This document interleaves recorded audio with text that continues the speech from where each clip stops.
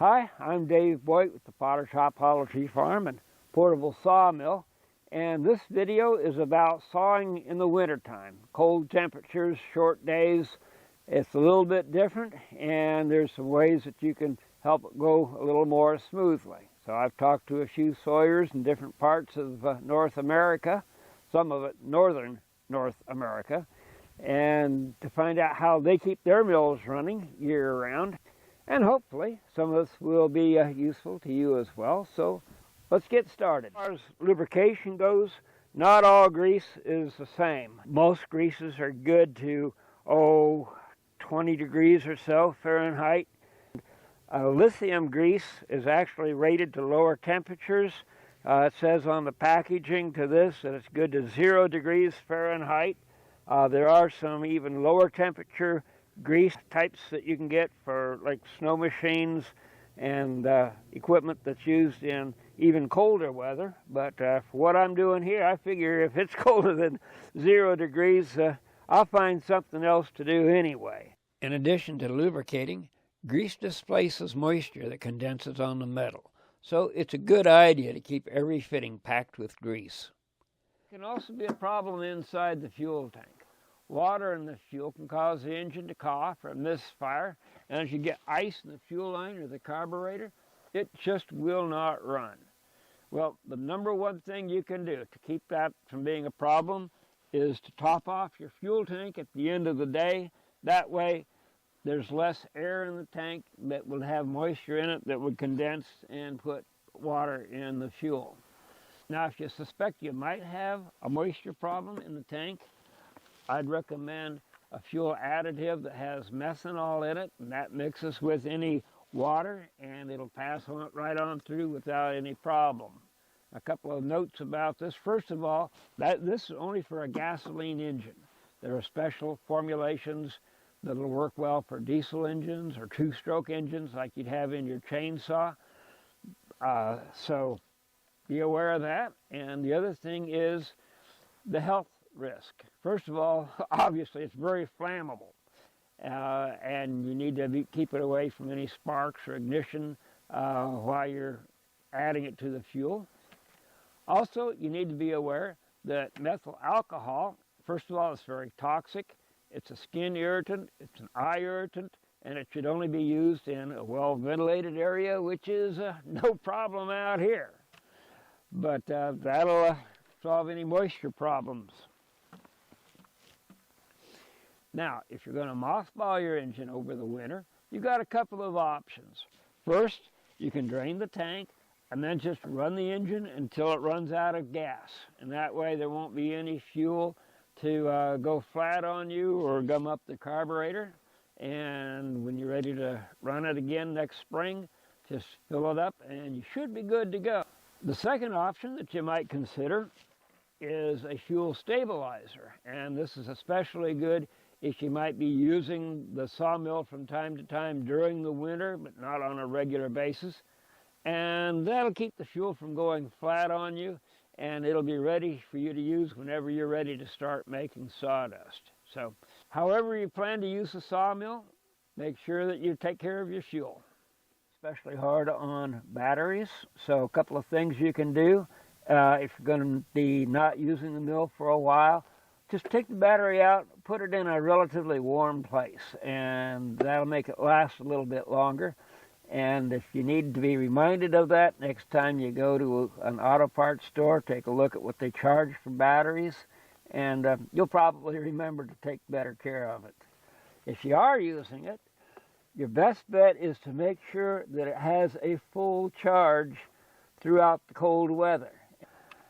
And I really like these battery maintainers. This is solar powered, so it doesn't need to plug into anything. You just hook it up, get the connections correct to the battery. Just needs a little bit of current to keep it topped off. I got this one at Harbor Freight years ago. Still works great, and I highly recommend it. Especially with a diesel engine, you need to give it plenty of time to warm up. If you have a block heater, use it. Give your glow plugs plenty of time to do their job. because, again, your battery is not at its best in those temperatures, and you really don't want to be cranking that starter any longer than what you have to. Give your engines time to warm up before you put them under a load, and give yourself time to work more slowly and deliberately, especially if there's snow and ice under your feet. If you're within cell phone range, that's great. Just make sure you have your cell phone on you and that it has a good battery charge to it.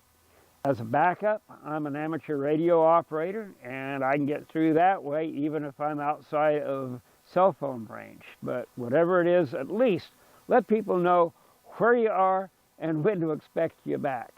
Because hypothermia can set in quickly. People need to know where you are, and if you need help, they need to know right away. Opinions about blade lubricant, and it depends on who you talk to, and to a large extent, the type of sawmilling you do.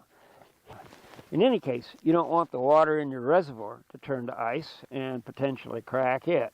What most people do is to use antifreeze like they use for car windshield washers and in RVs. Do not use the glycol-based antifreeze that's designed for radiators.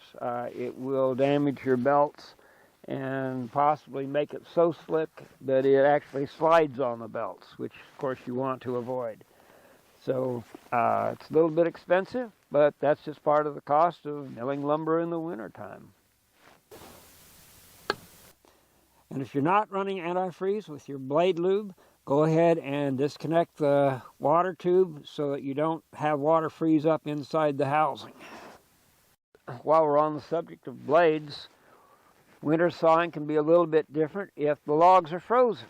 The ice crystals are abrasive, it's harder to cut, and a lot of people go from a 10-degree blade to a 7-degree or even a 4-degree angle on their blades, and they stay sharp a little bit longer and deal with the frozen lumber better. The best way to protect the sawmill from the elements is to build a sawmill shed. But if you haven't gotten around to that yet, consider Norwood's custom-made sawmill cover until you do.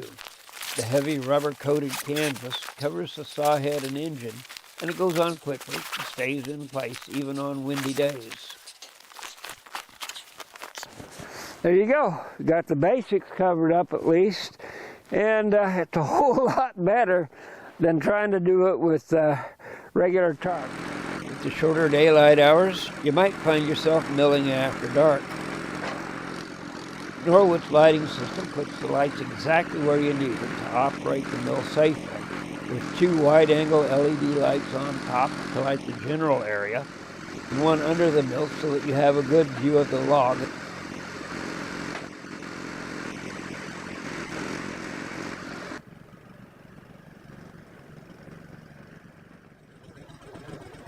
The lighting kit also includes a special light for the log scale.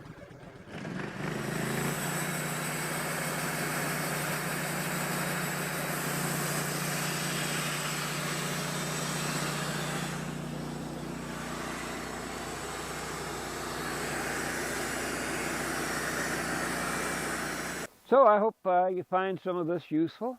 If you've got some comments on how you deal with cold weather or prepare your logs or your sawmill for cold weather, I hope you'll post them in the comments. That's how we all learn from each other.